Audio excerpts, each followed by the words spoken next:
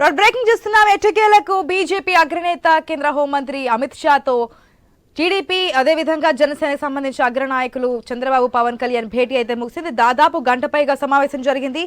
ఇది ప్రధాన పార్టీల నేతల మధ్య రెండో దఫా సమావేశం. బీజేపీకి ఇచ్చే సీట్లపైనే ప్రధానంగా చర్చ సాగింది.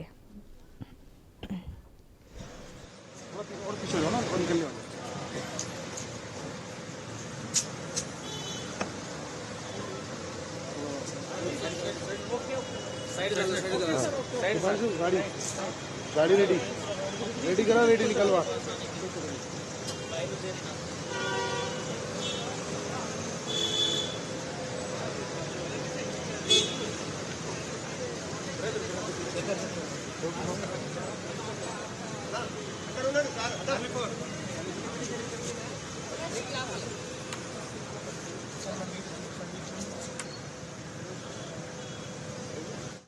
నేత కేంద్ర హోంమంత్రి అమిత్ షాతో చంద్రబాబు పవన్ కళ్యాణ్ భేటీ ముగిసింది.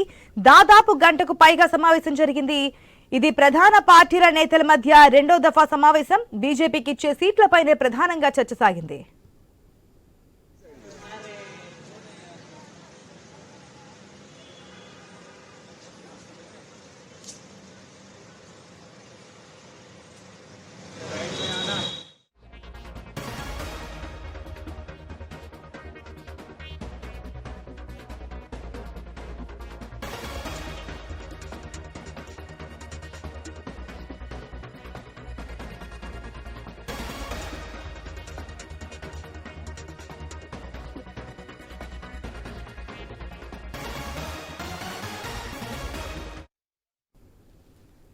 బీజేపీ అగ్రనేత కేంద్ర హోంమంత్రి అమిత్ షాతో తెలుగుదేశం పార్టీ జనసేన అగ్రనాయకుల భేటీ అయితే ముగిసింది. దాదాపు గంట పాటు ఈ చర్చ సాగింది.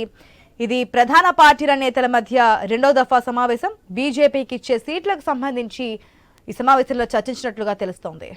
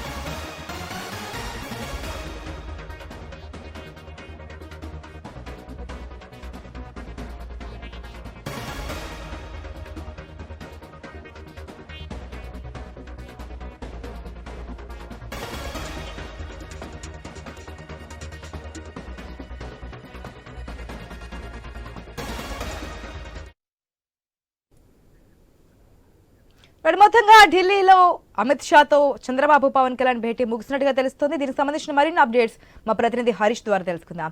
Good afternoon Harish. ఎట్టకేలకు మీటింగ్ అయితే కంప్లీట్ అయింది.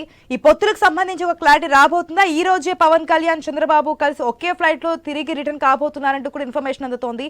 సో సీట్లకు సంబంధించి ఏమైనా క్లారిటీ వచ్చింది అనుకోవచ్చా?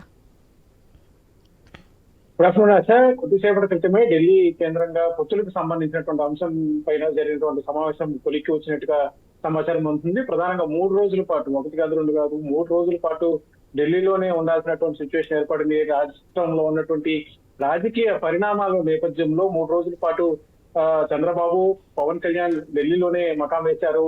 అయితే కేంద్రంలో ఉన్నటువంటి బీజేపీకి సంబంధించినటువంటి పెద్దలకు సంబంధించినటువంటి షెడ్యూల్ బిజీగా ఉండటం, ఇతర రాష్ట్రాలకు సంబంధించినటువంటి పర్యటన కూడా ఉన్నటువంటి నేపథ్యంలో ఈ సమావేశం కొంతవరకు ఆలస్యం అయినట్టుగా చెబుతున్నారు. ఎన్నికలకు ఈ రోజు కొద్దిసేపటి క్రితం అమిత్ షాతో చంద్రబాబు పవన్ కళ్యాణ్ సంబంధించినటువంటి సమావేశం ముగిసింది. అయితే ఎలాంటి ఫలితాలు ఉండబోతున్నాయి, పొత్తులకు సంబంధించినటువంటి అంశం పైన ఎలాంటి నిర్ణయాలు వెలువడబోతున్నాయి, చంద్రబాబు సీట్ల సర్దుబాటు వ్యవహారంలో బీజేపీకి ఇచ్చేటువంటి సీట్లు ఎన్ని, అదేవిధంగా బీజేపీ ఎన్ని సీట్లను డిమాండ్ చేస్తుంది అన్నటువంటి ఒక అభిప్రాయం ఇప్పటికే ప్రచారం జరుగుతున్నటువంటి నేపథ్యంలో బీజేపీ ఎంపీ స్థానాల పైన ఎక్కువ ఫోకస్ పెట్టినటువంటి నేపథ్యం దాదాపుగా 10 స్థానాలు కావాలని చెప్పి బీజేపీ పట్టుబట్టినట్టుగా సమాచారం. అయితే ఇప్పటికే జనసేనకి 3 ఎంపీ సీట్లు కూడా ఇచ్చినటువంటి నేపథ్యంలో 5 నుంచి 7 స్థానాలు ఇవ్వడానికి చంద్రబాబు అంగీకరించారన్నటువంటి ఒక ప్రచారం జరుగుతున్నటువంటి సిచ్యువేషన్ కనిపిస్తుంది. దేశవ్యాప్తంగా కూడా దాదాపుగా 400 పైసలకు సీట్లను తగ్గించుకోవాలన్నటువంటి ఉద్దేశంతో ముందుకు పెడుతున్నటువంటి సిచ్యువేషన్ కనిపిస్తుంది. సో ఈ ఈక్వేషన్ లో చూసుకుంటే కనుక ఎంపీ స్థానాలు ఎక్కువ తీసుకొని అవసరమైతే అసెంబ్లీకి సంబంధించినటువంటి స్థానాల్లో టీడీపీ అదేవిధంగా జనసేన పోటీ చేసుకునేటువంటి అవకాశం తీసుకోవాలన్నటువంటి ఒక మధ్యస్థంగా ఉన్నటువంటి ఒక అభిప్రాయం కూడా వ్యక్తమైనటువంటి సిచ్యువేషన్ కనిపిస్తుంది. ఏదేమైనప్పటికీ కూడా ఎలాంటి ఫలితాలు ఉండబోతున్నాయి, ఇప్పటికే ఏపీ వ్యాప్తంగా కూడా మూడు పార్టీల కలయిక పైన విస్తృతమైనటువంటి ప్రచారం జరుగుతుంది. సోషల్ మీడియాలో కూడా వివిధ రకాలైనటువంటి ప్రచారాలు జరుగుతున్నాయి. వైసీపీని ఎదుర్కోవడానికి మూడు పార్టీలు కలిసి ముప్పేట దాడి చేస్తుంది అన్నటువంటి ఒక ప్రచారం జరుగుతున్నటువంటి పరిస్థితి కనిపిస్తుంది. ఇంకోవైపు ప్రత్యేక హోదా కావచ్చు, ఇతరతర అంశాలపైన కూడా రాష్ట్రానికి బీజేపీ అన్యాయం చేసింది. గతంలో పవన్ కళ్యాణ్ పాచిపోయిన లడ్డూలు ఇచ్చారని చెప్పి బీజేపీని ఉద్దేశించి చేసినటువంటి కామెంట్స్, ఈ రకమైనటువంటి వాటి అన్నింటినీ కూడా ఇప్పుడు మళ్ళీ తెర మీదకు తీసుకొస్తున్నారు. ఇన్ని రకాలైనటువంటి కామెంట్స్ చేసి ఇప్పుడు మళ్ళీ బీజేపీతో పొత్తు కోసం ఇరు పార్టీలకు సంబంధించినటువంటి నాయకత్వం ఢిల్లీలో 3 రోజుల పాటు ఉండి ఏం సాధిస్తారు, ఏమి ఫలితాలు ఉంటాయన్నది కూడా ఒక రకంగా ఆసక్తికరంగా మారినటువంటి సిచ్యువేషన్ కనిపిస్తుంది. సీట్ల సర్దుబాటుకు సంబంధించినటువంటి అంశంలో చూసుకుంటే కనుక ఇప్పటికే జనసేనకి 24 సీట్లను కేటాయించారు, 3 ఎంపీ సీట్లు కూడా కేటాయించినట్టు పరిస్థితి కనిపిస్తుంది. ఇక బీజేపీతో పొత్తుకు సంబంధించి 3 రోజులుగా జరుగుతున్నటువంటి చర్చల ఫలితాలు ఎలా ఉండబోతున్నాయి, నడ్డా అదేవిధంగా అమిత్ షాతో జరిగినటువంటి సమావేశాల్లో ఎలాంటి నిర్ణయాలు వెలువడబోతున్నాయి అన్నది కూడా ఒక రకంగా ఆసక్తికరంగా మారింది. బీజేపీ నాయకత్వం చంద్రబాబు పవన్ కళ్యాణ్ తో చేసినటువంటి చర్చలు కావచ్చు, సమావేశం కావచ్చు, ఆ సమావేశాలకు సంబంధించినటువంటి నిర్ణయాలను బీజేపీ నాయకత్వానికి ఎలా తెలియజేసిన తర్వాత రాష్ట్రంలో అయితే హరీష్ మనం చూస్తున్నాం దాదాపుగా ఏదైతే పొత్తు క్లారిటీ వచ్చినట్టే తెలుస్తోంది. కానీ పొత్తుకు సంబంధించి ఇన్ఫర్మేషన్, అఫీషియల్ ఇన్ఫర్మేషన్ అనేది అనౌన్స్మెంట్ అనేది ఎక్కడ జరిగే అవకాశం ఉందనుకోవచ్చు. ఆల్రెడీ ఇంకా ఢిల్లీలోనే ఉన్నారు కాబట్టి ఇద్దరు నేతలు, 2 పార్టీలు, అటు టీడీపీ జనసేన ముఖ్య నాయకులు ఇద్దరు ఢిల్లీలో ఉన్నారు కాబట్టి అక్కడి నుంచి అనౌన్స్ చేసే ఛాన్స్ ఉందా? ఎందుకంటే గతంలో పవన్ కళ్యాణ్ టీడీపీతో పాటు పొత్తులోకి వెళ్తున్నప్పుడు సెంట్రల్ జైలు ముందే వచ్చి అనౌన్స్ చేస్తున్నారు పొత్తులకు సంబంధించి. ఆ తర్వాత కూడా చెప్పినారు ఢిల్లీ నుంచి అనౌన్స్ చేయాలి కానీ పరిస్థితుల ప్రభావం వల్ల అని చెప్పి. సో ఇప్పుడు 3 పార్టీల పొత్తులకు సంబంధించి ఢిల్లీలోనే అనౌన్స్ చేసి వచ్చే అవకాశం ఉందనుకోవచ్చా, లేదంటే ఏపీకి వచ్చిన ఏదైనా ప్రెస్ మీట్ పెట్టే ఛాన్సెస్ ఉందనుకోవచ్చా? పొత్తులకు సంబంధించినటువంటి అంశం కుదిరింది కాబట్టి బీజేపీతో 3 రోజుల పాటు సంప్రదింపులు చేశారు ఇరువురు నాయకులు. ఇప్పుడు ఈ ఫైనల్ రిజల్ట్ ఏంటి, ఎలా ఉండబోతుంది, ఏ అంశాలపైన అభిప్రాయం కుదిరింది, ఎంపీ స్థానాలు ఎన్ని పోటీ చేస్తారు, శాసనసభ స్థానాలు బీజేపీ చెబుతున్నట్టుగా తక్కువ ఇచ్చినప్పటికీ కూడా ఎంపీ స్థానాలు ఎక్కువ తీసుకునేటువంటి సిచ్యువేషన్ ఉందో అందుకు చంద్రబాబు అంగీకారం ఎలా ఉండబోతుంది, జనసేనకు సంబంధించినటువంటి మార్పులు చేర్పులు ఉండేటువంటి అవకాశం ఉందన్నటువంటి ఒక అభిప్రాయం కూడా జరుగుతుంది. వీటిపైన కూడా ఒక క్లారిటీ రావాల్సినటువంటి సిచ్యువేషన్ ఉంది.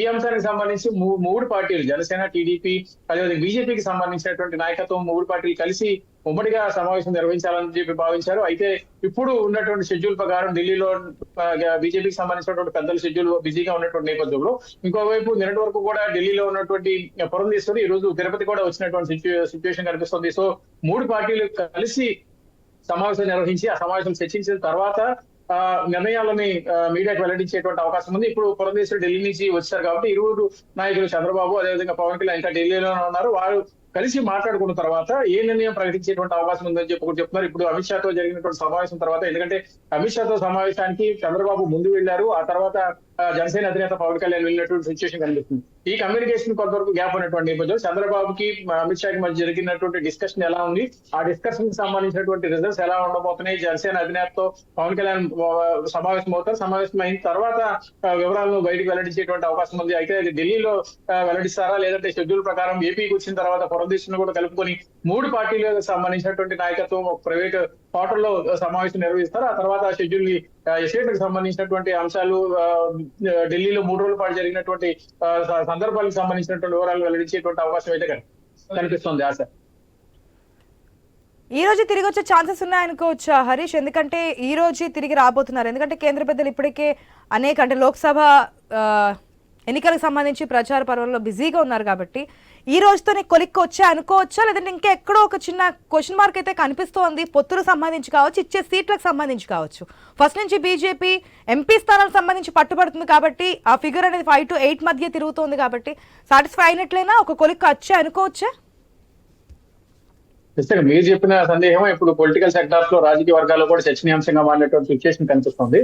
ఏదైతే చర్చల తర్వాత అమిత్ షాతో చర్చల తర్వాత బయటకు వచ్చిన తర్వాత చంద్రబాబుని కలిసేందుకు మీడియా ప్రయత్నించినప్పటికీ కూడా ఆయన మాట్లాడటానికి కూడా నిరాకరించారు. కారులోనే ఆయన ముందుకు వెళ్ళిపోయినటువంటి సిచ్యువేషన్ కనిపిస్తుంది. కారు క్లోజ్ చేసినప్పటికీ కూడా ఆయన మీడియా అడిగినటువంటి ప్రశ్నలు కూడా ఏమి సమాధానాలు చెప్పినటువంటి సిచ్యువేషన్ కనిపించట్లేదు. అంటే కొంతవరకు కూడా మరోసారి జనసేనకి సంబంధించి అదేవిధంగా బీజేపీకి సంబంధించినటువంటి నాయకత్వంతో కావచ్చు, అదేవిధంగా టీడీపీ 3 పార్టీలకు సంబంధించినటువంటి నాయకత్వంతో మరోసారి పైగా డిస్కషన్ చేసుకోవడం, ఏదైతే అమిత్ షా చెప్పినటువంటి విషయాలని 3 పార్టీలకు సంబంధించినటువంటి నాయకులు చర్చించుకోవడం, ఆ తర్వాత పరిణామాలకు సంబంధించినటువంటి అంశాలకు సంబంధించినటువంటి వ్యవహారాలపైన ఢిల్లీలో మాట్లాడతారా లేదంటే విజయవాడ వచ్చేటువంటి సిచ్యువేషన్ ఉందా? ఎందుకంటే షెడ్యూల్ కూడా ముగిసింది కాబట్టి ఇరు పార్టీలకు సంబంధించినటువంటి అధ్యక్షులు కూడా ఒకే ఫ్లైట్ లో ఢిల్లీ నుంచి నేరుగా గన్నవరం చేరుకునేటువంటి అవకాశం ఉందని చెప్పి కూడా పార్టీ వర్గాలు చెప్తున్నాయి. మధ్యాహ్నం తర్వాత ఏ విషయం ఒక క్లారిటీ వచ్చేటువంటి సిచ్యువేషన్ కనిపిస్తుంది అన్నటువంటి అభిప్రాయం పార్టీ వర్గాల్లో వ్యక్తమవుతుంది. ఆశ. Right Harish, thanks for the update.